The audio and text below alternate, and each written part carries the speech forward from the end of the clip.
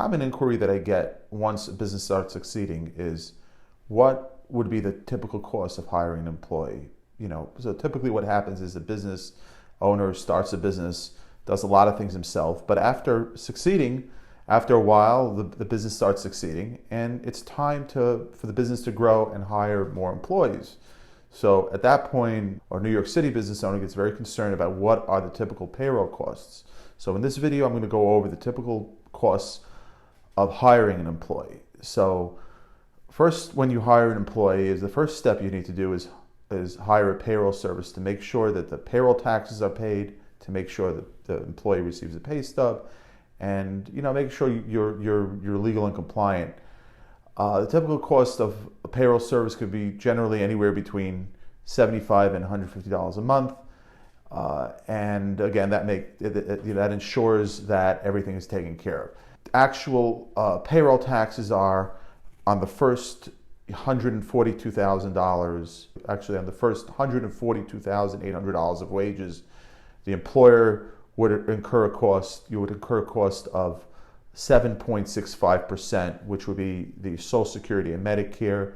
After you reach that cap, which is not typical right away, the cost would be about 1.45%.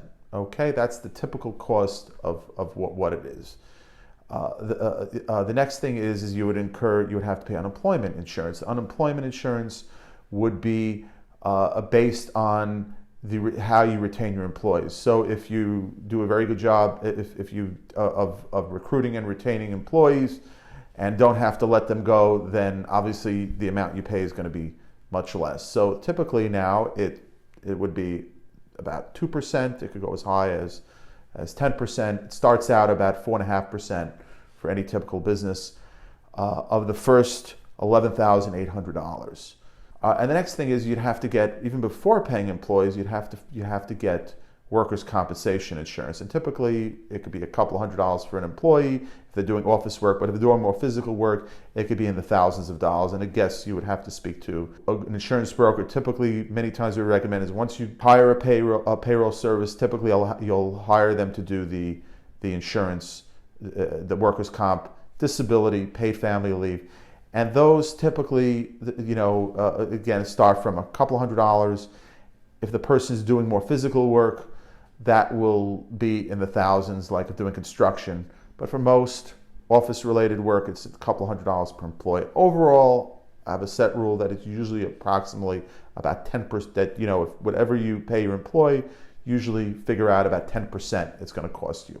In addition to that, employers provide health insurance, and typically the employer contribution could start from $300 a month and go up to, sky's the limit, $700, $800, $15, a whole family. It depends on the employer. But the most typical thing I see generally is between $300 to $800 is what is typically paid per employee. Again, that is up to you and how you want to run your business in that regard.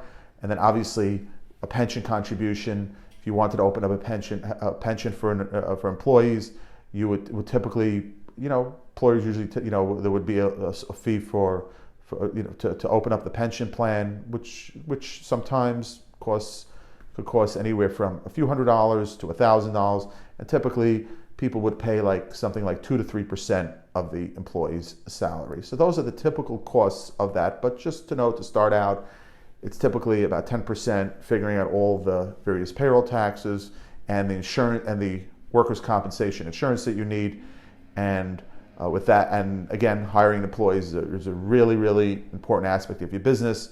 And I definitely think that even though these costs have to be incurred, seeing businesses that I've worked with hiring employees is definitely an investment that is worth undertaking.